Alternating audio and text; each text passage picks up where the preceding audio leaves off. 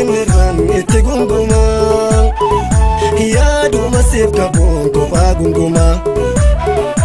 siif milaan hin dhufeen yaali walluma siidaa bunaan ta'uu hin daagatiin waadaa galama siidaa bunaan ta'uu hin daagatiin waadaa galama siif natti fakkaatu gurraan ergisiin ani keetuma kottu nammaarame kolfaaf taphaa keenya na dandami si teesse si dhaabsisa kaa kolfa malee hinjiru gaddi taatarte kallii walli si achi nutu wali jibba balleessinaa meeseenaa laali beesna laali waanyoo namarachi wal malee barsi achi bargadaan bulaa. Likey